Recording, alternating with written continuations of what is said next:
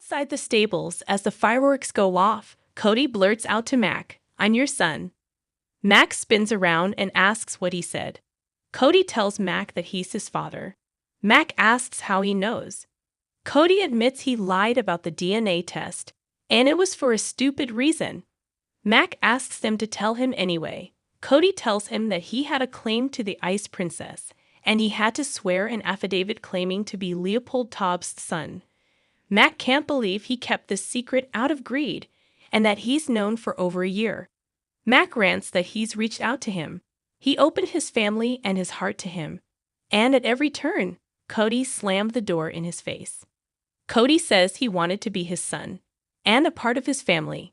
He wanted to tell him earlier, but he just didn't know how, and he isn't proud of it. Mac hates that he couldn't be honest with him. And the worst part is he lied to Felicia, Maxie, Georgie, James, and Bailey Lou.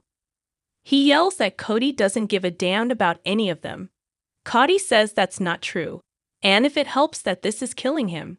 Max says it doesn't. He doesn't trust him, and his claiming to be sorry could be just another lie.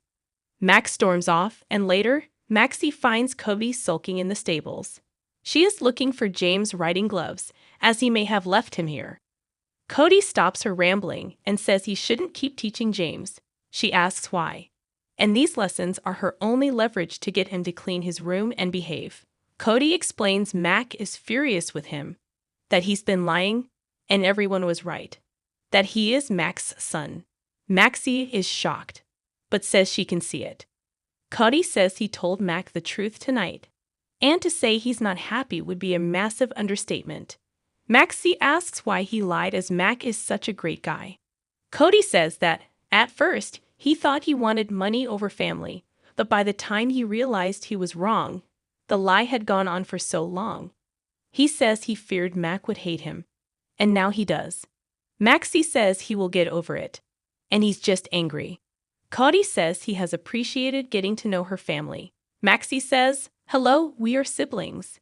Cody says they aren't related, but Maxie says Mac is basically her father, so that makes them siblings and also makes him her kid's uncle. She thinks James will be thrilled about this news. Cody suggests she hold off on telling James until she talks to Mac. Maxie says if he thinks he can get rid of them that easily, think again. Maxie knows he's thinking of packing up and leaving. She tells him to trust he, as she has made mistakes, and it can't get any worse, so he needs to stay. She tells him to remind her someday to tell him about how she faked being pregnant to land a guy. Maxie asks Cody not to leave for Mac, Sasha, and for himself. She makes him promise not to leave and even say the words. Maxie says he won't regret it. Cody finds James' gloves and gives them to her before she leaves. Back in the mansion, Felicia finds Mac stewing. Mac says Cody is his son. Felicia says he's not and admits to doing her own DNA test. Mac says he must have found out and doctored it.